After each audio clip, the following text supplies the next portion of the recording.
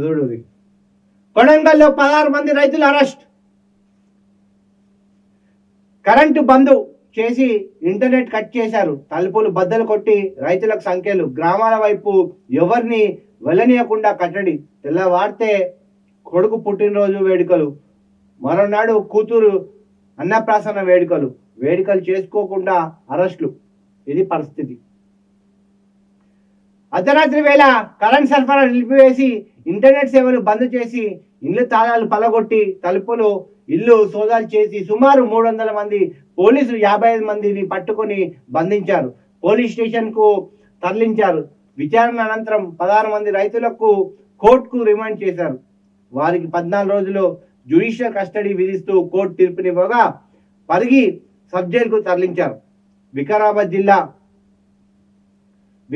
జిల్లా రంగచర్ల గ్రామంలో సోమవారం అధికారులపై దాడుల ఘటనపై అర్ధరాత్రి నుంచే పోలీసుల యాక్షన్ షురూ అయింది.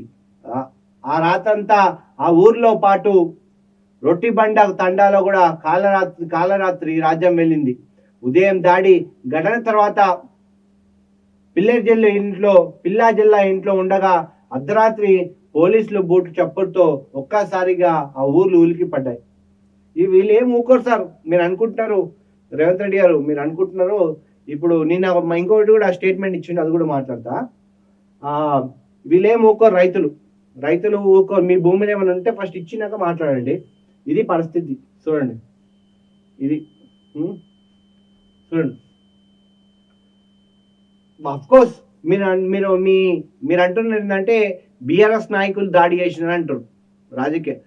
సార్ ఎగ్జాంపుల్గా మీరే ఈ జనాలు ఉన్నారనుకుందాం, ఎక్స్ పార్టీ మీకు ఒక 50 ఎకరాలు ఉంది, ఫార్మాలో పోతుంది. మీరు కొట్లాడరా? ఏ పార్టీ అయితే ఏముంది, వాని కడుపు నొప్పి సార్. మీ కడుపు నొప్పి లేదు కాబట్టి మీరు ఏదైనా మాట్లాడతారు. కొండ ఎక్కినాక ఏదైనా కొండ దిగినాక మాట్లాడాలి ఆ విషయం. సో అట్లా ఆ చందంగా ఉంది. ఒక్కసారి నమస్తే మన తెలంగాణ వెబ్సైట్లో ఒక వార్త ప్రచురించారు, ఒకసారి చూసే ప్రయత్నం చేపిద్దాం. అయితే ఇగో నిన్న మన ఢిల్లీ నుంచి సార్ వారు ఒక సందేశం పంపించిన రంగచర్లలో జరిగిన ఘటనపై ఎవరిని వదిలేదట. అయితే సామాన్యులు రైతుల్ని వదిలే పరిస్థితి కూడా లేదంటూ కూడా చెప్పడం జరిగింది. ముఖ్యమంత్రి రేవంత్ రెడ్డి సొంత నియోజకవర్గం కొడంగల్లో ఫార్మా కంపెనీల ఏర్పాటుకు వ్యతిరేకంగా రాజుకున్న మంట ఇంకా రగులుతూనే ఉంది. నిన్న కలెక్టర్ సహా పలువురు అధికారులపై దాడి ఘటనలో ఒక పక్క అరెస్టులు జరుగుతూ ఉంటాయి. రైతులు కూడా పొరపాటు తప్పే లేదంటూ చెప్తున్నారు.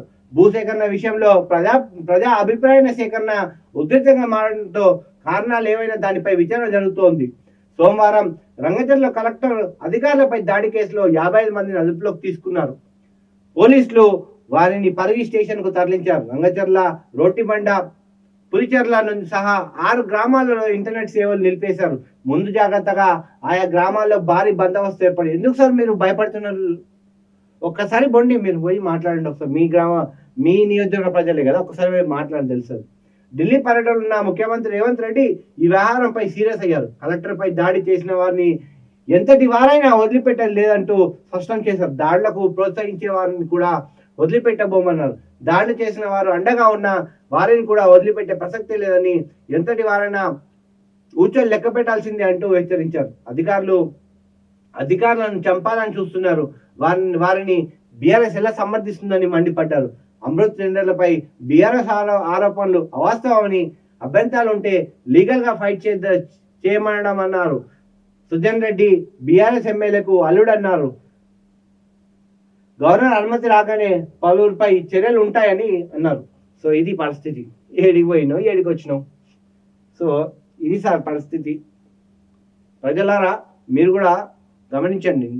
ఎందుకంటే ప్రభుత్వము అటు రేవంత్ రెడ్డి సర్కార్కి ఏదో చేయాలని తపన మాత్రం ఉంది, కానీ ఏది ముందుకు పడట్లేదు. కనీసం మీరైనా సలహాలు ఇవ్వండి సార్ వారికి. సో ఇది పరిస్థితి.